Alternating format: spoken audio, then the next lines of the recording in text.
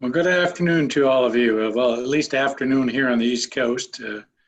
My name is Rich Marinucci. I'm the Executive Director of the Fire Department Safety Officers Association. And on behalf of the Board of Directors and our Chairman, Eric Valier of the Scottsdale Fire Department, I'd like to thank you for tuning in today for our first program, our first webinar regarding the health, wellness, and safety of firefighters. Those of you familiar with the FDSOA know that our main role is to make sure that we not only keep firefighters from getting injured while doing this work, but also protect their health and wellness throughout their career. I like to tell people that our ultimate goal is for everybody to outlive the actuarial studies and outspend their pension system so they get a chance to enjoy what they've worked so hard for during their entire career. Today we're in for a very special treat, and before I introduce today's speaker, I want to acknowledge the company LifeScan Wellness Centers, which provided the sponsorship for today's meeting, and we thank them for their interest and support of firefighter safety throughout the country and the things that they're doing every single day to make sure that firefighters get the best chance to enjoy that afterlife that we enjoy when we retire from the fire service for as long as we possibly can. With great pleasure right now, I'd like to introduce Chief Todd LeDuc. Todd retired as an assistant chief for the Broward County, Florida Fire Department after 30 years of service. During his retirement, he joined LifeScan Wellness Centers as their chief strategy officer. LifeScan Wellness Centers is the nation's largest provider of comprehensive, integrated NFPA 1582 physicals for early detection. Chief LeDuc holds a master's degree in executive Fire Service Leadership, is a credentialed Chief Fire Officer and Fellow at the Institute of Fire Engineers. He is a peer reviewer for both professional credentialing and agency accreditation with the Center for Public Safety Excellence and Secretary of the IAFC Safety, Health, and Survival section. And I'll break from this bio to congratulate Todd for his recent election back onto the board. So congratulate you, Todd. Nicely done, and look forward to a few more years of your service as part of the IAFC board. He's the editor of Fire Engineering Surviving the Fire Service books and publishes and speaks frequently, as well as serves in a fire service as a fire service advisor to multiple fire service occupational health research studies. So we're very, very pleased to have the opportunity to have Todd give us some information about surviving the fire service and the role of early detection. And I think there's a lot of great things you'll be able to learn. So Todd, with that, please take over.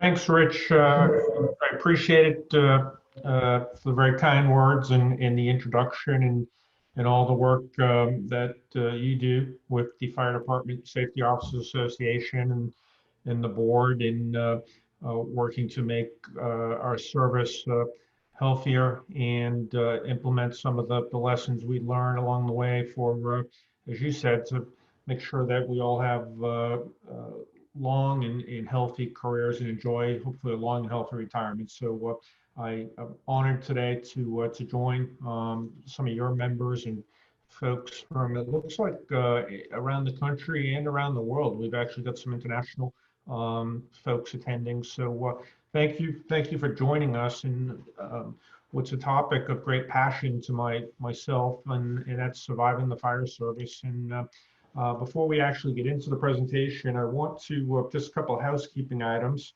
I want to just let everyone know that if you can hold your questions, you can certainly send them in whenever you'd like, and we'll take those questions, and we'll save an amount of time at the end of the presentation to answer some of those questions. And certainly, if we have multiple questions of the same sort, we'll prioritize some of those. And if unfortunately we have so many questions that we run out of time, what I've done, and I'll make an effort to do so again, is I'll reach out to all the attendees today and provide my direct contact information. I'll try to answer the questions as well that we did not unfortunately have time to get to. So I want this to be interactive, but I also want us to at least provide some of the information so you all get the benefit of some of the latest research that's out there. As Rich mentioned, we're going to talk about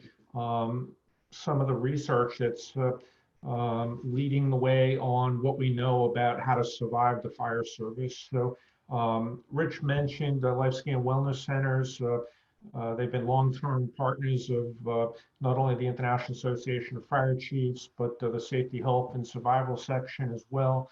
They've also, for the last several years, have been at the Fire Department Safety Officer Annual Safety Symposium, which again is scheduled to be at sunny St. Pete Beach, and scheduled for the 20th and 21st of January. And there'll be pre-cons on the 2 days before that, the 18th and 19th of January 2021. They've got a great lineup of speakers. LifeScan Wellness will be there as well. Friends of mine, Gordon Graham, is always entertaining to listen to and insightful. Dan Matukowski on his research on fireground behavior, and Dr. Denise Smith, who's one of my co-authors in Surviving the Fire Service. She'll be talking about her research on preventing sudden cardiac death. So great lineup of speakers. I'm honored to be speaking there as well, and I hopefully look forward to getting back to some normalcy with being able to meet folks face to face. We're going to talk about three things today.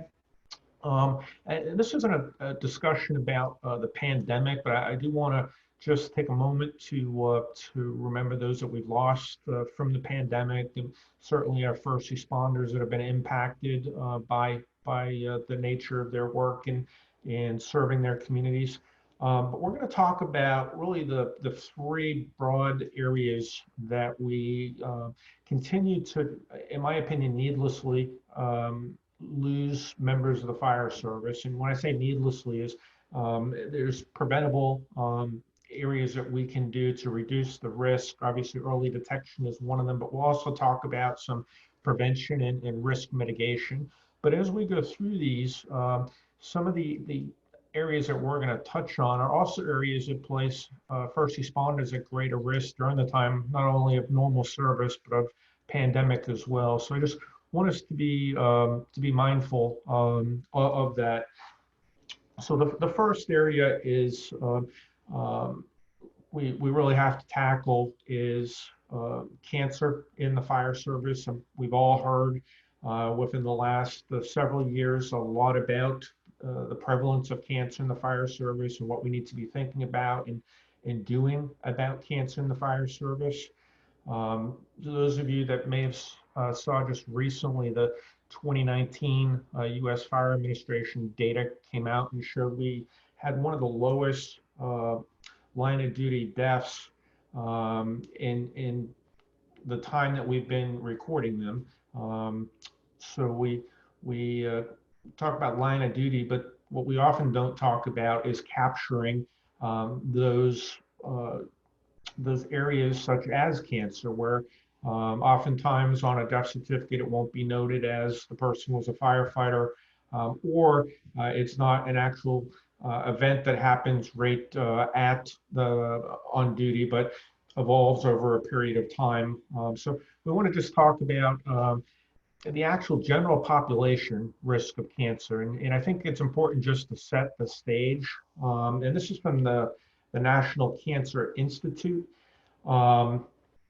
that has basically looked at the prevalence of cancer in general population. So that's not firefighters in particular, it can be any occupation.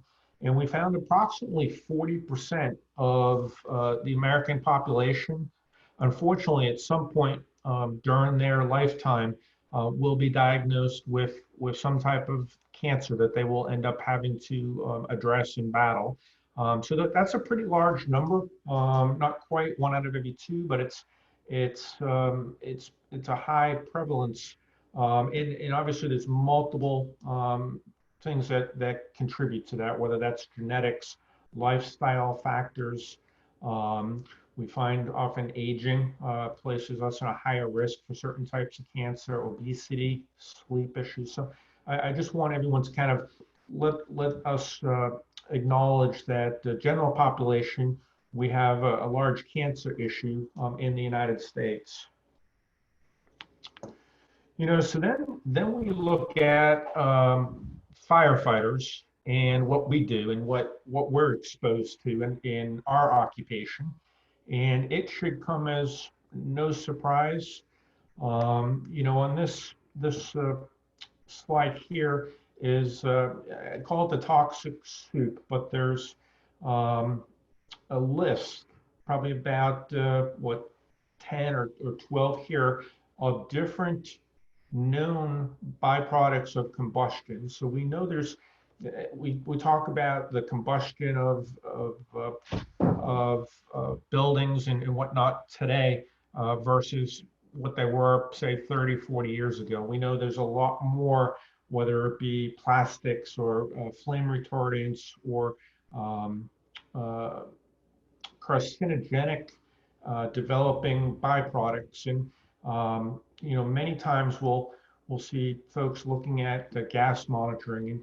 And I often ask when doing these presentations, how many gases are we monitoring for? And some will say 4, some will say 8. I think 8's probably the most I've heard people say that they're equipped to monitor. But we know, and I've just put a small sampling on the screen here, that the byproducts are literally several hundred. We import products from foreign countries, and we don't know necessarily all the ingredients that went into making them. And then when they're exposed to fire and give off gassing, those are carcinogenic exposures that typically other professions would not be exposed to. So a teacher or an attorney or stockbroker have different risks than our unique risk as firefighters. So the one takeaway I want to also talking about the gas monitors is what we know is we can't monitor for all these carcinogens. So we know it's important for us to remain on air.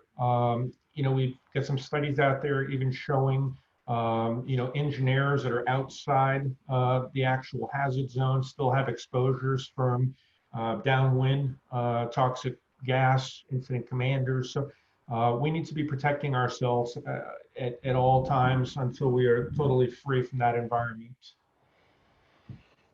Some of you may be familiar, but I think it's important for us to just review the importance of dermal exposure in the role that plays in occupational cancer for firefighters.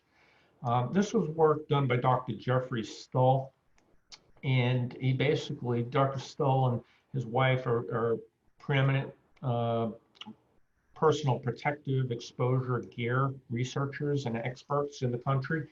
And what they did some testing and sampling, looking at firefighters in full gear coming out of a toxic environment as to the penetration of contaminants through the gear. And if I were to ask each of you, what was fire gear designed for? You'd all say, by and large, it was to provide thermal protection from radiant heat, so we could get in to the seat of the fire, we could do an attack, we could do a rescue, and then have that protection.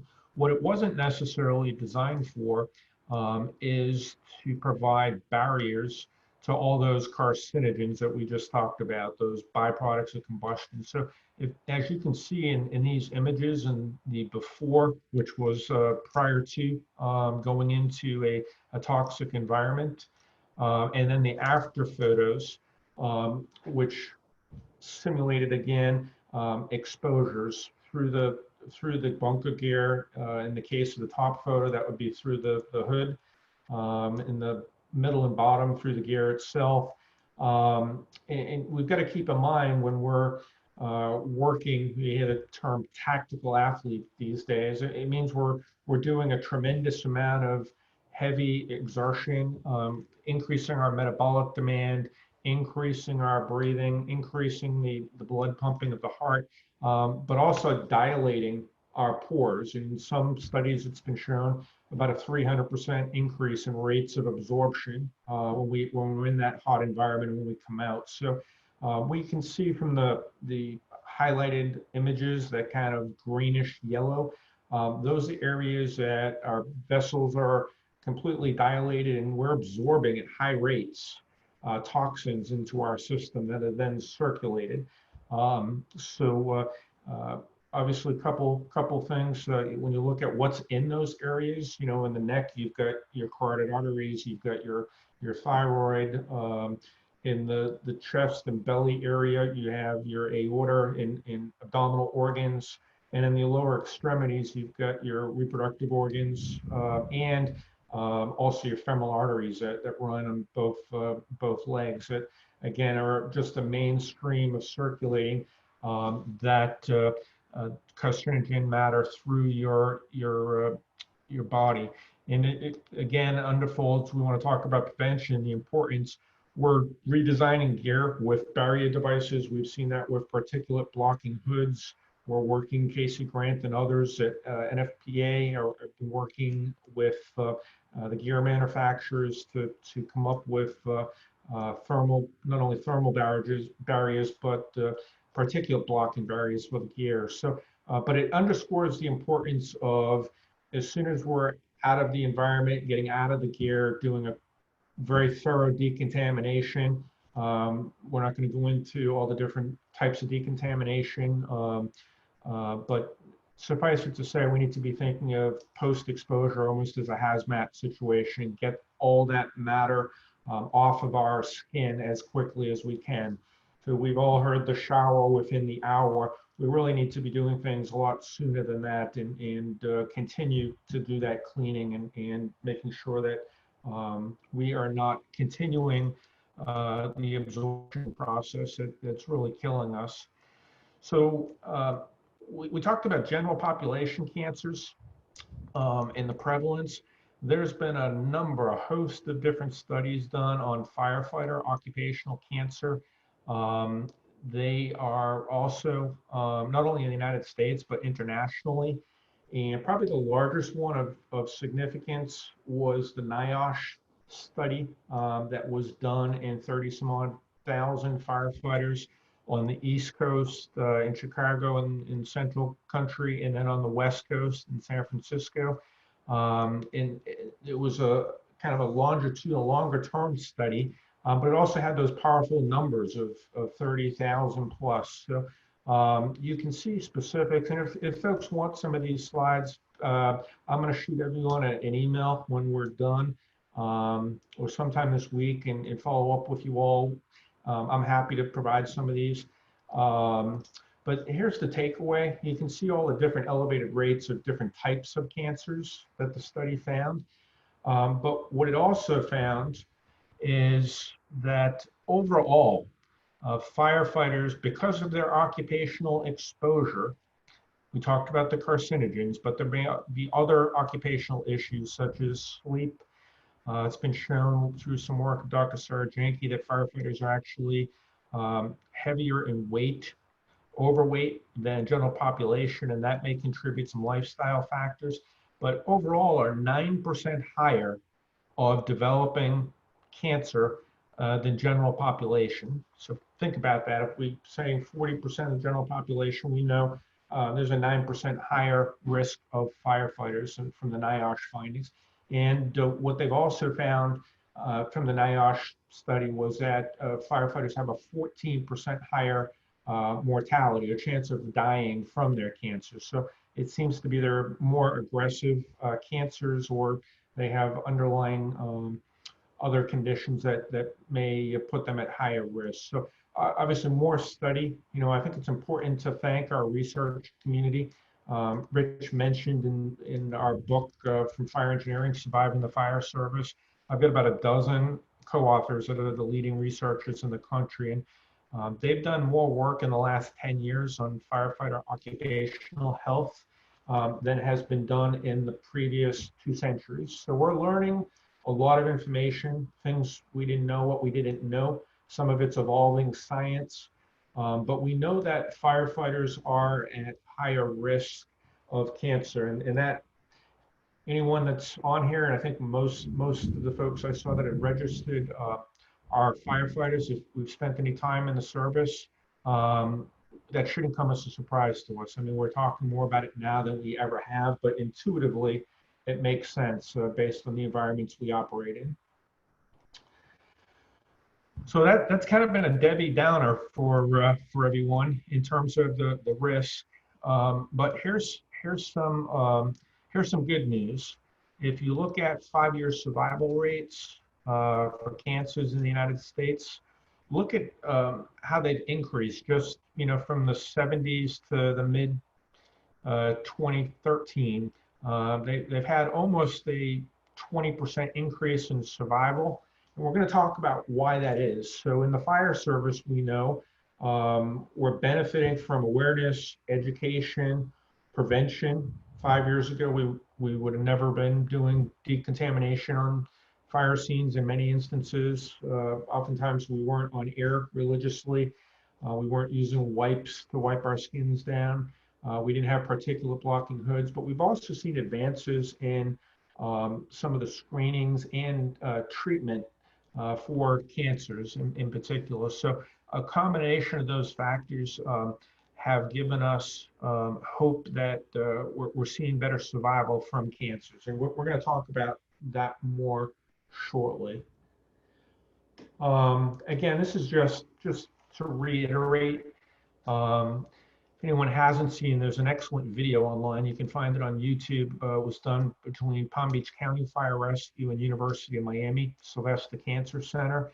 That just shows how, without decontaminating, such as this, and then continuing with removing the gear, decontaminating our skin and our body, how prevalent that contamination spreads. Everything we touch, when we get in the truck, when we go back to the station, when we get into our bunk. So it's important at the initial early stage of coming out of the toxic environment, we start that decontamination process early and thoroughly, and we continue it. One thing I want to say, and it's hard to do virtually.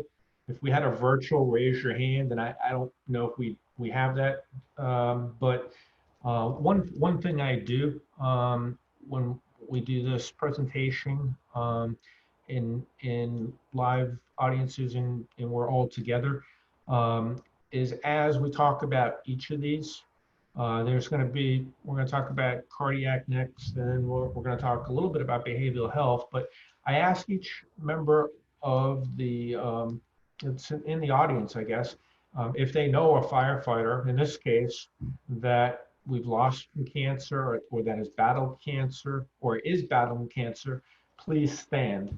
And it's almost heartbreaking because every time I ask that, almost every single person in the room is standing. And the same when I ask of cardiac. So it's a prevalence that is not only a statistic, but it's brothers and sisters that we serve alongside of, that we know a battle and many have lost. So this is about breaking that cycle.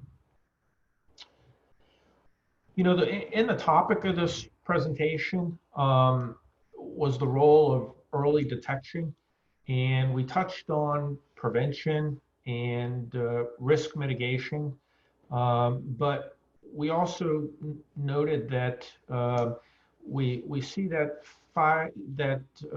the survival rates have increased over the last couple of decades, and part of that I just want to touch on is about early detection. And that's true, even though I'm going to show you this cancer data, that's true really of each of the 3 preventable areas that we see we're losing members of the service from: cancer, cardiac, and then unfortunately firefighter suicide, responder suicide, and all the behavioral health constellation of diseases that oftentimes are precursors to that.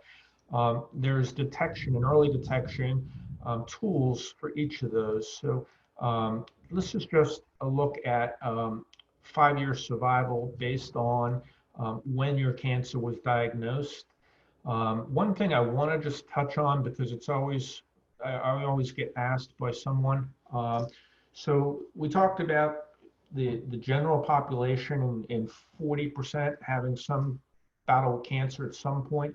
So we've got this group that comes up with these, it's called the United States Preventative Health Task Force recommendations. And they make recommendations as to what type of screenings and when we should be screened. Those are the folks that say, you know, you should get a colonoscopy at age 50 and maybe sooner if you have a family history of cancer, colon cancer. I just want to set that stage that it's important for us to recognize that those recommendations are intended for primary care of general population. They specifically do not address unique occupational health risks to different occupations, in this case, firefighting. So one thing I want to touch on, we'll talk more about it as we get further along in the presentation, is these are 4 types of cancers that are common in firefighters: colon, prostate, breast, and bowel. And if you look at, you know, I joke sometimes, and you might be saying this at the end of the presentation, I'm not sure, but if I had to give this entire presentation in one slide, and sometimes people would say, I wish he had done that. Hopefully that's not the case today, but this, in my humble opinion, this slide is very compelling. If you look at to the left, and almost each of these types of cancers where you see that yellow marker, when we identify a cancer, it's either precancerous or what's called stage 1 in the primary site of origin, and we can start treatment at that point. The survival rates are, if you look at the numbers, are all almost, you know, in the high 90s percent. They're very, very good survival rates. You can look on the side of the screen where the opposite from the yellow, and you can see once that cancer starts growing outside of the primary site, if we find that at that point, survival drastically drops off the cliff and we don't have good success in treatment outcomes. So it's important, if for no other reason, for survival and excellent outcomes, that we have to have early detection being part of the solution. That same NIOSH study that I was just talking about also looked at, I mean, obviously the most important thing is for firefighter survival and good outcomes and going on to have a healthy career, finding that cancer early. But we also, NIOSH partnered with the RAND Corporation to take some of the data that we looked at and put numbers to it, because you always hear you can't afford a physical for a firefighter, or we can't find the money for it, or, you know, the reality is when you look at the cost of, just from a, not only a humanistic toll of better outcomes, but when you look at it's cheaper to treat not only cancer, pretty much any disease. If we're talking cardiac, it's cheaper to treat hypertension than it is a stroke or a cardiac event. But look at these numbers. I mean, vast differences in finding a cancer and the cost to treat it early versus almost close to $1 million in every case when we find late stage cases. So something to think about. We're going to talk, you know, about when you talk about cost, assistance to firefighter grants are always a great source of assistance for funding. And unfortunately, even though firefighter health and safety is one of the highest priorities in physicals, less than 5% of the requests for funds have to do with that. So this is a great justification slide, and it's based on research. So that second bucket that I want to talk about when we talk about surviving is about half, and it's been right around half for as long as I've been in the fire service, and some of you longer than myself. Was at 34 years, last 30, as Rich mentioned, with Broward County, Florida, Department of 800 career members. But about half of the nation's on-duty, line of duty deaths are contributed to a sudden cardiac event. And then you look at, you know, fortunately, about 5 or less than 5% are from burns or being trapped in a structure, or getting lost in a structure. So cardiac is really has continued to be a preventable issue that we need to do a better job at intervening with earlier. So I want to just review again some of the research that's out there on sudden cardiac deaths. This one again is I want to take a moment and just pause and be thoughtful that this isn't just numbers on a slide. These are fellow brothers and sisters that that are no longer with us. They made the ultimate sacrifice in serving their communities, and you know, we continue to pay respect to them and to their families. You know, whether that's at the at Emmitsburg with the National Fallen Firefighters, or whether that's the IFF Memorial or others. I want to have everyone just recognize these are actual members of the service that gave their life in duty. And the sad part is, look at all of them were 45 years or younger, which we don't typically think of when we think of, you know, first sudden cardiac event. We think of a higher age in general population, but here was some findings that we can put lessons that we learned from their tragedy.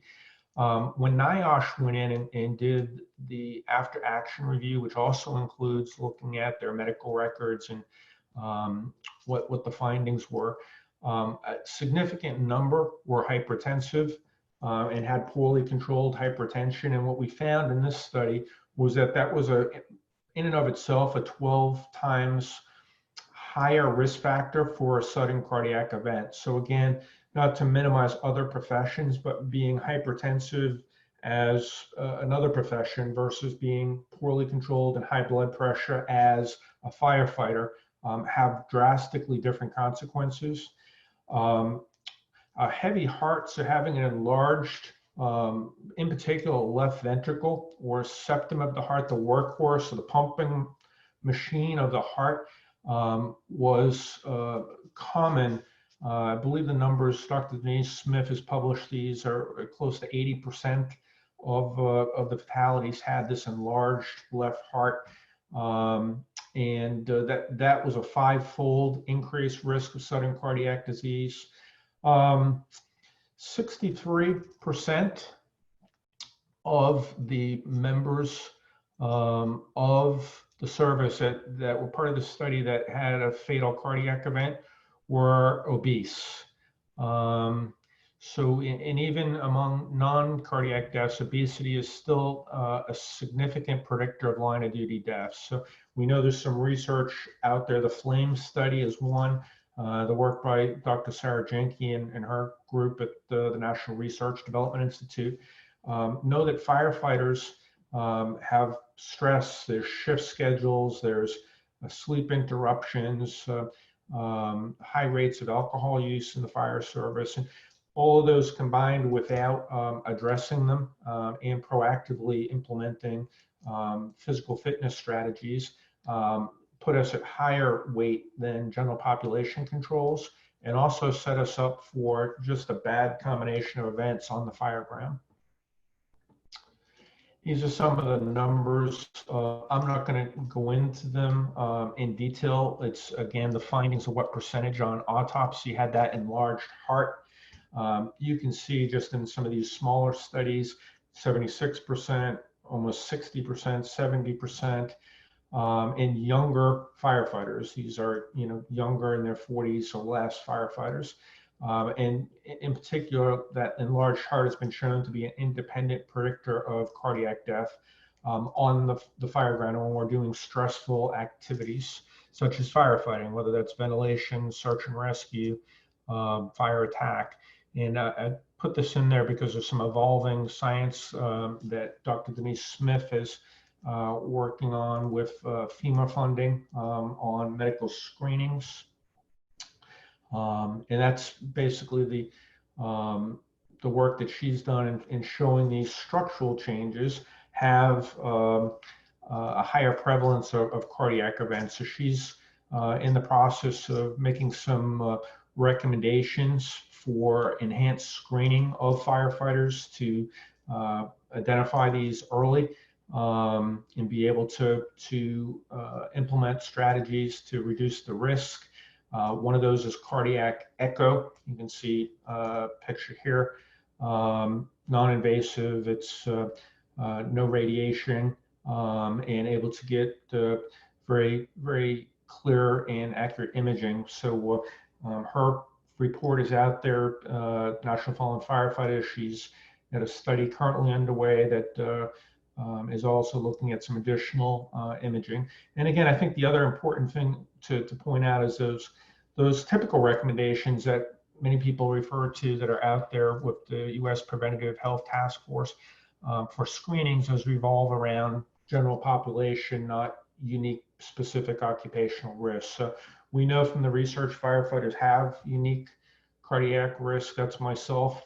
So kind of walking the walk with my annual physical. One of the things that I'd be remiss if we didn't touch on is we know that some physiological changes happen with cardiac and the circulatory system when we're in high heat, high stress environments such as firefighting. Again, through the work of Denise Smith, Dr. Kales at Harvard, Gavin Horn, and there's the preventable, modifiable risk factors, things like blood pressure, high cholesterol, weight, blood sugar, things we should be measuring routinely and addressing if they need to be addressed. But one of the things we found is that the hydration status of firefighters also play a role in cardiac events on duty and in the fire scene. So some research has been out there that many firefighters show up for duty already dehydrated, and it's very difficult to catch up on a dehydrated status once you've come on the job, and now we're engaging you in strenuous activity, outdoor high heat, whether that's training, whether that's hydrants, whether that's evolutions, or whether that's actual emergency scenes. So one of the simplest things we can do from a risk mitigation strategy is have a good understanding of our hydration status. This is a urine chart that you'll hopefully see often in many fire stations in the restrooms. And you can see, the clearer the urine, the more hydrated you are. The darker puts you at higher risk for cardiac events. So hydration, the more sugar, the more alcohol tends to put us at risk for dehydration. The more water that we drink throughout the course of the day, the better our homeostasis is when it comes to our circulation and our performance. And that's just really something simple that really just awareness and education that we can drive home with our responders. So that's the second bucket, the cardiac issue. So we've got, I talked about line of duty deaths, and I think it's important to note some of those same studies say that line of duty deaths, are half of the on duty, but we've got anywhere from 17 to 27 for each of those deaths. We have 17 to 27 members of the service that have a significant cardiac event. They survived it, but they are what I call cardiac cripples, right? They will probably never go back to the passion of firefighting. They either have to retire out, or if they're volunteer, they're relegated to some other non-combat volunteer capacity and function. So it's a significant issue, and we need to be mindful of it. So third bucket I want to talk about is behavioral health. I mentioned firefighter suicide. That U.S. Fire Administration report that came out showing what the statistics were for 2019. I think the number was we had 49 line of duty deaths, but then they looked at cancer. It was 100 and something cancer deaths that weren't recorded in that number, and they cited I think it was 130 suicides that were reported And those are just numbers that we don't have a national cancer database that's up and running yet. They're working on it. We have the legislation passed, and we don't have a national suicide database for firefighters. So some of these numbers might even be higher than what we're able to confirm. But we know that suicide is the far end of the spectrum. There's a whole constellation of behavioral health, occupational risk that oftentimes are precursors to a tragic event. Those can include sleep issues, those can include substance use, excessive alcohol use, poor stress coping mechanisms, actual diagnosis of post-traumatic stress disorder, high levels of anxiety. And if you think of everything we've talked about today, and certainly in particular of behavioral health, how much of this were any of us taught when we signed up for the service? And if you're anything like I was in my early career in the early mid-1980s, not much. And that's one of the reasons we wrote Surviving the Fire Service, to address all of these issues and to arm folks with the knowledge on how to reduce the risk and how to stay healthy. So in the case of behavioral health, the research tells us that we've got high rates of all those things I just mentioned, higher than general population. So sleep disorders, anxiety, post-traumatic stress disorder, higher rates of alcohol usage, what does that look like potentially? So we're not going to do a deep dive, but we do know that there's all types of presentations when folks are struggling with behavioral health, depression, anxiety, grief, suicidal thoughts, excessive use of sick time, missing deadlines, coming late to work. So it's important that we train our providers in what some of those early warning signs are. But it's also important to note that there's behavioral health screening tools that are available to screen for many of these at early stages, just like we would for cancer or for cardiac. So we'll touch on that in a bit. I want to play a very short, but I think very powerful video from the Spring Fire Department in Texas, and one of their members. Short video, but I know you'll find it hopefully as compelling as I do, and it'll give you a break from myself for a few minutes, anyways. The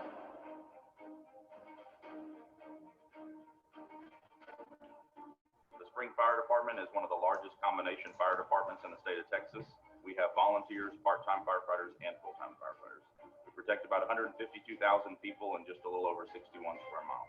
While our apparatus are very impressive, it's our firefighters that are our most valuable asset. Protecting our firefighters is my foremost duty as the chief, so that they're ready to respond when someone calls 911. So what we're doing differently is we use a mentality of the firefighter comes first. We're going to do whatever it takes to get them the best wellness, equipment, health, and fitness they can get. LifeScan is an integrated approach to firefighter physicals. We follow the NFPA 1582 guidelines to perform occupational physicals for firefighters, but most importantly, we have integrated early detection testing utilizing ultrasound and advanced lab work to be able to really help in the mitigation of cancer and heart disease. November 9th, 2016, I actually went in for my test. Part of the test is an ultrasound. I was in there with the ultrasound tech, and 20 minutes into the test, she thought she found an abdominal aortic aneurysm in my abdomen. I left that day, went to the ER, and got a CT done. The good news was it was not an aneurysm. The bad news was they didn't know what it was. The following week, I was able to get a biopsy done, and I waited 2 more weeks for the results. On December 1st, they called and said it was a metastatic tumor in my abdomen. They actually stated it was in a lymph node. The doctor sat down and said it was stage 2 testicular cancer. I don't know why this is so hard. I told the story, but, she said cancer. I took that as a death sentence. I I did 4 rounds of chemo. I was off work for 4 months. I was able to come back completely clear. Everything was good. I started back here April 1st. And Spring looks at it as we need to do what we can to prevent that. We need to take care of our people. They're our #1 asset. For less than the cost of a dress uniform to bury me in, fire department saved my life. The legacy of firefighters is that they do not live past the age of 50 years old. Almost every firefighter in this country is predicted to die from a disease that they contracted through exposures through the difficult job that they do. 50% of firefighters, it's predicted, will have cancer in their lifetime. So our vision, our mission at LifeScan is to be able to be part of the solution. Spring, Texas is one of the fastest growing areas in North Houston. Our fire department has to grow just as fast to sustain the response model that we want, that the community deserves, and that they come to expect. I think our top priority is our personnel. They're our #1 asset that we believe in, and we will do whatever it takes to get them the best training, the best health and fitness they can have, and the best equipment we can buy for them. I see a bright future for the fire department, and we do everything we can to ensure that we provide the best level of service to everyone. And we need to make sure that our firefighters are equipped with everything they need to be successful.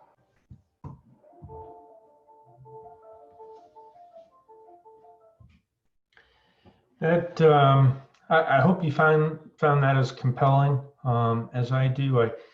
I believe it was actually FDSOA, or it may have been a VCOS meeting at IFC.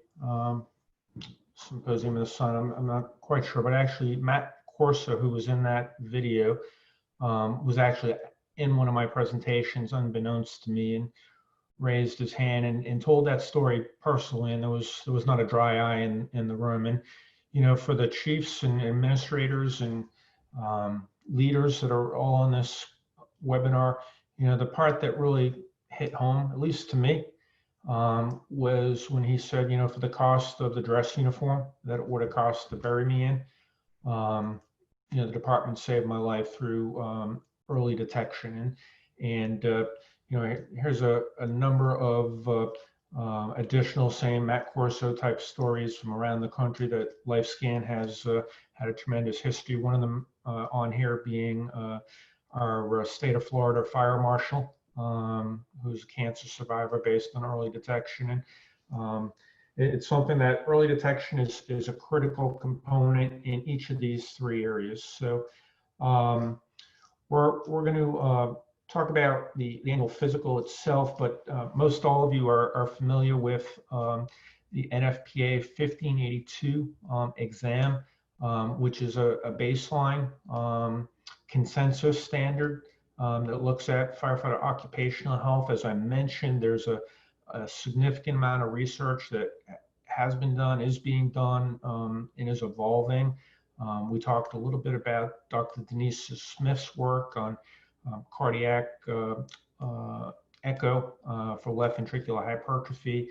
One thing that we've done at LifeScan Wellness Centers as part of the 3-pronged approach to the firefighter physicals, we've taken the NFPA 1582 exam and added to it additional lab markers. At the same time, we have an hour with the NFPA 1583 component, which is the physical fitness assessment, including a 12-lead EKG stress test, whole fitness assessment, flexibility, range of motion, injury risk, and then an hour with an ultrasound component that is looking at the vasculature, the thyroid, the cardiac function, left ventricular, looking at the aorta, the abdominal organs, and reproductive organs as well, and comprehensively marry all those results and findings together for a very integrated approach to early detection. including the labs, the physical exam itself, the stress test findings, and the ultrasound images. Give a very comprehensive approach that allows for annual trending. So even very subtle changes can be caught at the most incipient stages is the goal, allowing for those great outcomes that we've talked about, that knowing that we're at higher risk. As part of that is also behavioral health screenings. So we have evidence-based screening tools that can help us identify members of the service that are having behavioral health struggles early and be able to provide interventions. This is my own department. Rich mentioned I retired in June of 2019 as executive assistant chief, and this is just, we used LifeScan wellness centers for our physicals for the past 10 years, and even simple things. I had 60 members of our department that were either didn't know they had hypertension or they had poorly controlled or undiagnosed hypertension. So think about that. When we touched on 12 times increased risk for firefighters with hypertension, I had 60 members of the service prior to us implementing annual physicals that were walking around, I'll say, as ticking time bombs, that were at significantly elevated risk to have a very tragic outcome. And the list goes on. We had several confirmed cancers that were found, abnormal stress EKGs. So this isn't about taking people out of the service. This is about early detection, quick and early intervention, and getting people back healthy again so they continue doing what they love and doing it safely. There's some more findings. Low testosterone is one. We're just getting ready with Dr. Denise Smith to publish a paper with some preliminary findings that we've partnered with LifeScan that showed some correlation between low testosterone levels and cardiac structural changes, requiring more research, but suggesting perhaps a need for, again, enhanced screening procedures and potentially preclinical condition that may exist. So the science is evolving completely and quickly, so we're keeping up with it as a fire service. This is one of my driver engineers that was diagnosed with an aggressive thyroid cancer, and was in follow-up with his endocrinologist, was treated successfully. Endocrinologist said, if you hadn't been identified when you were through your annual LifeScan exam, firefighter exam, you likely would have had spread into your lymph nodes and beyond and had much different outcomes. So this is out of all my retirement paraphernalia that I have, my challenge points behind me, my leather helmet, my bunker gear. This is probably the one I cherish the most, was a picture and a beautiful letter from him and his little daughter that he sent, that he's alive today because of early detection exams and the department making that a priority. So something to think about. I want to, last couple minutes before I know we have a question or two, is talk about how this is all interconnected. So we talked about, even though early detection was a main focus of this presentation,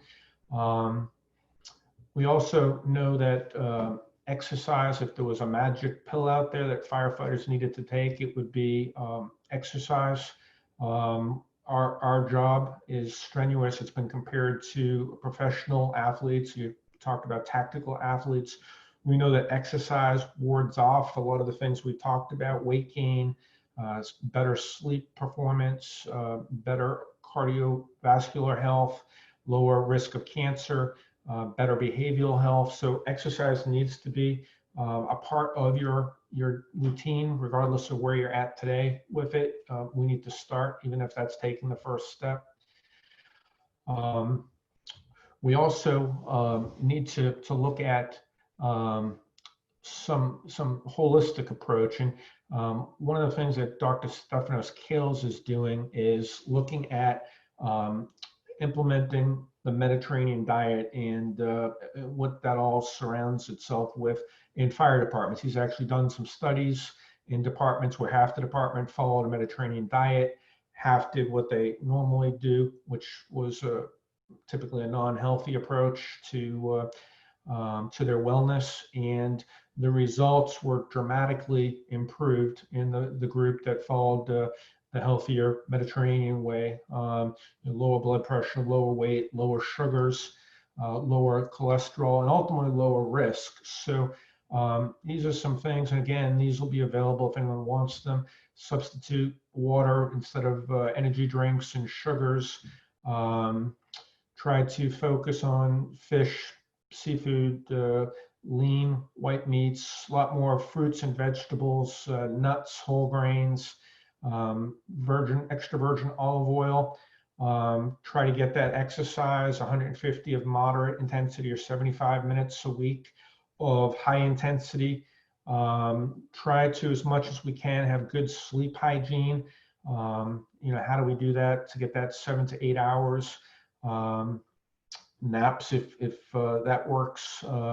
Cool environment, shut off the electronics, the gadgets, the TVs, control the lighting so you have a dark, cool environment are all successes. And this came out of the research from Dr. Kales, funded by FEMA. If there were 5 small steps, replace butter and margarine with extra virgin olive oil with 4 tablespoon servings a day. Drink, we talked about lots of water and the importance of that. Choose lean proteins, limit the amount of red meat and processed meats, enhance the fruits and vegetables, fresh berries, and try to restrict the sugars, and choose whole grains as healthy instead of refined carbohydrates. You'd be surprised at not only the health benefits of all those, but the enhanced performance that you will result. So I know we just have a couple minutes left. I believe we may have, Kathy, do we have questions by chance? Yes, you do, Todd. There are 2 questions. Both of them are from Kevin Conant. First question is, SCD research on risk factors regarding that. Was any additional information gleaned regarding alcohol use and increasing prevalence? Great question. We know from general population studies that increased alcohol use has, in each of the 3 areas that we've talked about today, cardiac risk, increased risk of certain types of cancers, as well as behavioral health risk from both binge drinking as well as addiction to alcohol. There's been not as much work done on the fire service population in general. Dr. Jenke has just kicked off a study. You may have seen it. She's soliciting volunteers online. If anyone wants to know more, when I send out the email, just email me back. But what her preliminary study has done is demonstrated that the rates of binge drinking in the fire service and problem drinking are higher than general population. So we know that we have unique risk, and we haven't always been taught how best to manage that risk with proper coping mechanisms, and we sometimes default to unhealthy ones. So great question. I think more research needs to be done, but with the research that's out there, we know moderation is the key. All right, and the second question is, can a retired member pay out of pocket for a LifeScan physical? Yes, the absolute answer to that is yes. So LifeScan, we didn't touch on, is operating across the country. I believe we're in 25 states now. We actually run several bricks and mortar clinics, but for the most part, we actually come on site and do the physicals at your locations. We do, they're 3 hours a piece, so we do 9 a day with our nurse practitioner, our exercise physiologist, and our ultrasound technicians. And we do have many departments that open it up to retirees as well as spouses. And sometimes speaking as a retiree, even though technically I only get 1 day of retirement in, I got a round of golf before I went to work for LifeScan. to follow my passion of firefighter health and wellness. But sometimes we forget about retirees, but we know some of that occupational exposure and the risk continues to affect retirees. We look at behavioral health issues in retirees. We look at cancer in retirees, cardiac. So the answer is we have many departments that do ask us to include the retirees as part of the program, and we certainly accommodate those. So thank you for that question. Great. I'm glad to see you thinking of those that have gone before. Todd, we do have one more question. Okay. Final question for today. With all of the research that has been shown, the connection of the service with cancers, is there a plan to work with workers' comp providers on a national level so that firefighters have help when they're diagnosed? Boy, that's we talk about ending with a really great question, but a challenging one to answer. So the majority of the states in the United States have some form of cancer presumption legislation that covers firefighters to various degrees. If they are diagnosed with certain types of cancers, the legislation is all over the map by state. Unfortunately, national fire service policy on any issues has always been a challenge because of the fire service being relatively a decentralized local government function. But I will say, to give a short answer to a complicated question, probably there's a tremendous amount of resources out there. We have them all linked on our website at www.lifescan.com. There's a toolbox on there. If you click under the toolbox tab, we have everything from the Firefighter Cancer Support Network to the First Responder Center of Excellence, to all the IFF, the National Volunteer Fire Council. We've tried to put all the resources that have been developed nationally, so they're in a one-stop shop location. So I know that's probably not the best answer, but we still have a lot more work to do on a uniformed national approach to fire service cancer. We're getting all the pieces, but just putting them together, there's more work to be done by all the stakeholder organizations. But thank you for that very, very insightful question. Certainly there's the need for it. So I'm hoping that we can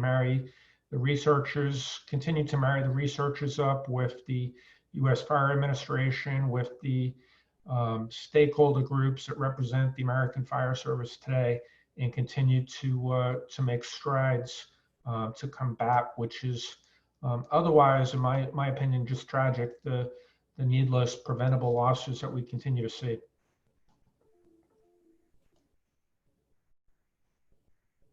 Well, if that's all the questions we have, I want to just thank all of you for your time and participating. I know we're in a challenging time with the pandemic, so I want everyone to continue to stay well and stay safe.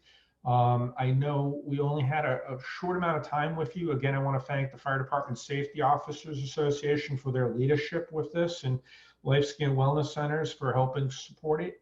And I'm going to personally follow up just because I want to keep in touch with each of you and say thank you with some additional information and my personal contact. So if I didn't cover exactly what you were thinking or wanted to ask questions, I want to have that opportunity. This is something I have a deep-rooted passion for, and with your help together, we'll make a safer and healthier fire service. So, Rich, I'm going to say thank you and turn it over to you if you have any final thoughts, and thanks for your leadership on this.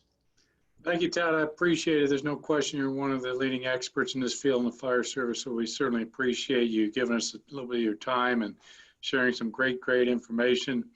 I want to thank all of the attendees for taking time from your busy schedules to hopefully pick up a couple of little things you can take back to your organizations, make life a little safer for the firefighters and improve their health and wellness. We are looking for ideas for future topics, so if any of you have any, please feel free to email the FDSOA or any thoughts you may have on how we can continue to deliver our message to make sure that firefighters not only don't get injured, or but they also don't get sick and don't die too early in life. So we appreciate it. Thank you very much. And again, thanks to LifeScan for being our sponsor for our very first webinar, and we look forward to doing more, as this seems to be the best way we can get the information out at this time. Y'all have a great day. Thank you. Stay safe.